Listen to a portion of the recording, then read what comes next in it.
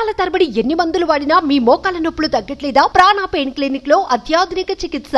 AP ఎన్నికల్లో అఖండ విజయం సాధించిన చంద్రబాబు తెలంగాణలోనూ ఫోకస్ పెట్టినట్టు తెలుస్తుంది. త్వరలో జరగబోయే గ్రేటర్ హైదరాబాద్ మున్సిపల్ ఎన్నికల్లో పోటీ చేసేందుకు బాబు గారు పావులు కదుపుతున్నారు. ఇటు తెలంగాణలో కేసీఆర్ పార్టీ, అటు ఏపీలో జగన్ పార్టీ పరాజయంతో చంద్రబాబు రూట్ క్లియర్ అయినట్టుగా కనిపిస్తోంది. ఈ క్రమంలోనే టీడీపీ నుంచి బీఆర్ఎస్లోకి వెళ్లిన నేతలందరినీ కలుస్తూ తెలంగాణలో పునర్వైభవం సాధించేందుకు చంద్రబాబు వ్యూహాలు రచిస్తున్నారు. ఏపీ, తెలంగాణ రాష్ట్రాలు తన రెండు కళ్ళు అని సీఎం నారా చంద్రబాబు నాయుడు ఇటీవల కామెంట్ చేశారు. ఏపీ ముఖ్యమంత్రిగా బాధ్యతలు స్వీకరించిన తర్వాత తొలిసారి హైదరాబాద్కు వచ్చిన చంద్రబాబు ఎన్టీఆర్ భవన్లో కార్యకర్తలు, నేతలతో సమావేశం నిర్వహించారు. ఏపీలో విజయానికి తెలంగాణ పార్టీ శ్రేణులు ఎంతో కృషి చేశారని చెప్పుకొచ్చారు.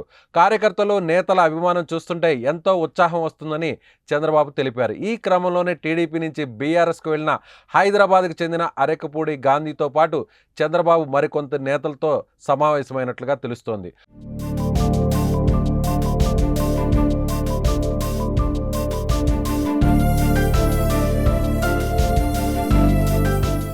ఆంధ్ర, తెలంగాణ నాకు రెండు కళ్ళు అని చెప్పిన చంద్రబాబు మాటలు వాస్తవమే.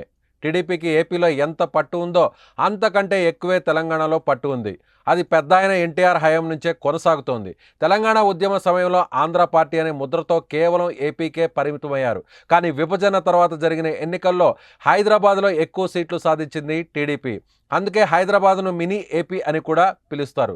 విభజన సమస్యలపై చర్చించేందుకు ఇటీవల తెలంగాణ సీఎంతో చంద్రబాబు చర్చలు జరిపారు. విభజనప్పుడు పోలవరం ముంపు గ్రామాలైన ఏటపాక, పురుషోత్తపట్నం, గుండాల, కన్నాయిగూడెం, పిచుకులపాడు పంచాయతీలను పట్టుబట్టి ఏపీలో కలిపేలా చేశారు చంద్రబాబు.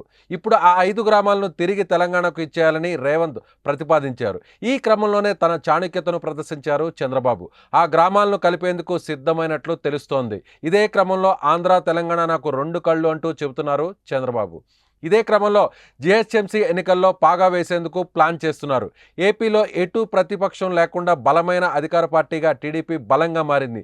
తిరిగి తెలంగాణలో కూడా గత చరిష్మాను సాధించేలా పావులు కదుపుతున్నారు. ఎంపీ ఎన్నికల్లో ఒక్క సీటు కూడా గెలవలేకపోయిన బీఆర్ఎస్ ప్లేస్ను టీడీపీ రీప్లేస్ చేయడానికి ఇదే మంచి తరుణమని చంద్రబాబు భావిస్తున్నారు.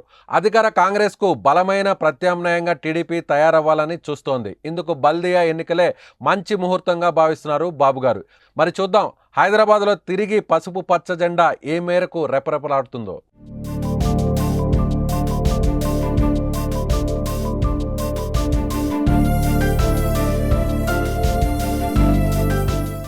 సుమన్ టీవీలో మీ పర్సనల్ అండ్ బిజినెస్ ప్రమోషన్స్ కోసం కింది నెంబర్కి కాంటాక్ట్ చేయండి.